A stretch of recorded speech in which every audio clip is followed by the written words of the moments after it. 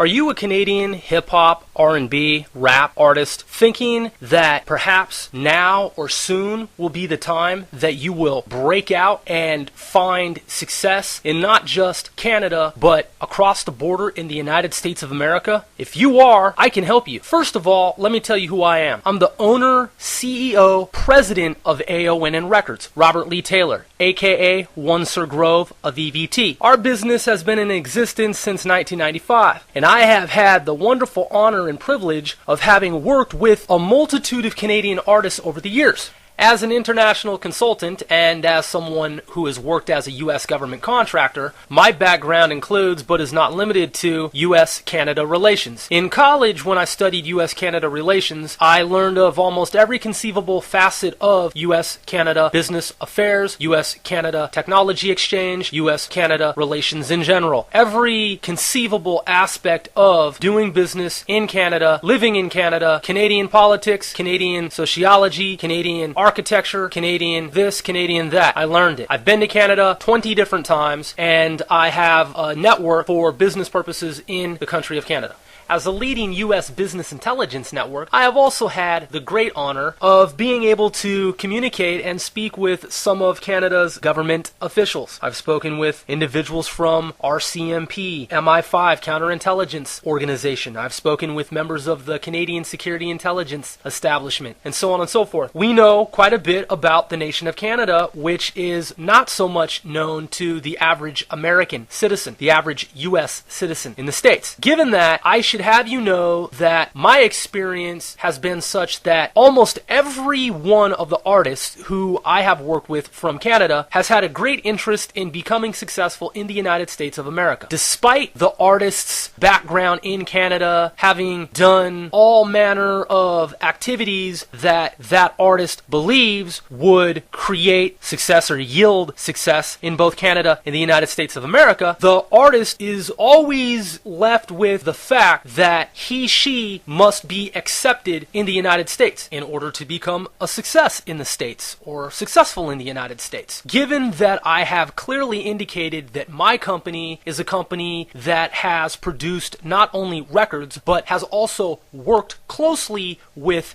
governments and international governments for various reasons of defense, security, intelligence, one ought to take heed when I tell you very clearly, again, that we have first-hand knowledge of the business process, the business cycle in Canada as it pertains to the aspiring artist who wishes to go to the United States, come to the United States, and make money. Now, here's the next lesson. Now that you know some of my background and what it is that we do, understand that in contrast to a lot of individuals who purport to have the one-upmanship or have some kind of business opportunity to offer you in the United States of America and or Canada, we work with only established artists, individuals who have a proven track record in business, industry, arts, and entertainment. Sometimes we take on new artists and we can point out certain pitfalls, certain things, certain networks, certain individuals to avoid. That goes with any business. If you go to California, Hollywood, Los Angeles, and you attempt to enter into the business of Hollywood, movie making, production, industry, arts and entertainment, there are going to be attorneys who say, avoid this network because their business practices have proved to be shady over the years, are proven to be shady, are no-go situations. Don't do business with those people. That's what they tell you. And you should take heed. You should listen. You should adhere to these principles of which I am disseminating to you. We have done business in Canada for many, many moons. We know how it is done. We also know that in Canada, a lot of artists receive monies from the Canadian government, from various organizations, Music Fact and what have you, that enable and allow the artists to make videos in Canada that are equivalent to MTV videos, BET videos in the United States of America. Major music broadcast quality videos. But that those same artists who have made untold numbers of these videos, take any artist randomly. Let's say the number is quantified and let's say it's 10. This person has made 10 videos in Canada. That doesn't necessarily garner that artist any kind of success in the United States of America. And that doesn't always garner that artist any kind of monies or income, revenue, even in the country of Canada. Simply because an artist has 5, 10, 15, 20 videos. Hypothetically speaking, theoretically, an artist can have videos on Canadian Much Music Television and not be making very much money at all. That same artist can be caravanning around the countryside and living from motel to motel, hotel to hotel, from this friend's house to that friend's house, from here to there, and not be making any money. This story has been repeated many times from the very lips of the artist whom I'm alluding to.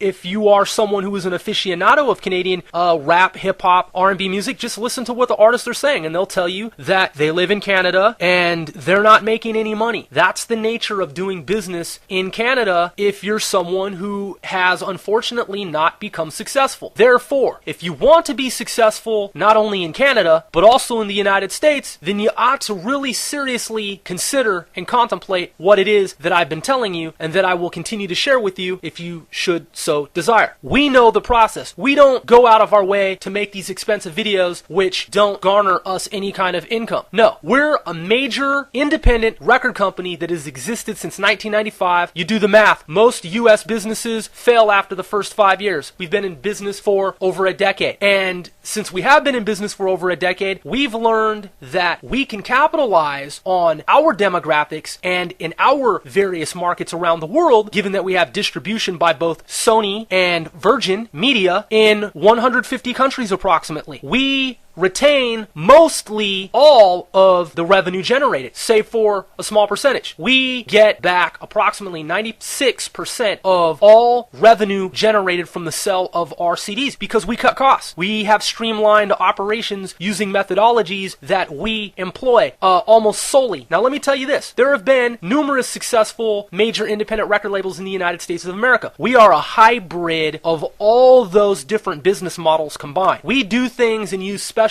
secret, trade secret information that is unbeknownst to the average person, the general public. So we have secrets and techniques that we employ that you don't know about, but that you can know about if you're interested in what it is that we have to offer. We created a bridge between the United States, Canada, and overseas. Again, we don't make these videos that Canadian artists make that garner them no income, no revenue streams. We own our material almost exclusively, and 96% of every dollar that's made goes right back into our company. You don't see that with most companies. Generally speaking, you see an artist get a nickel for that's 5 cents for every album sold. You sell an album for $16.99, the record company is going to pocket that money and you're going to get about 5 cents, if that. You can make 10 videos in Canada and you're not making very much money. You're not making much of an income.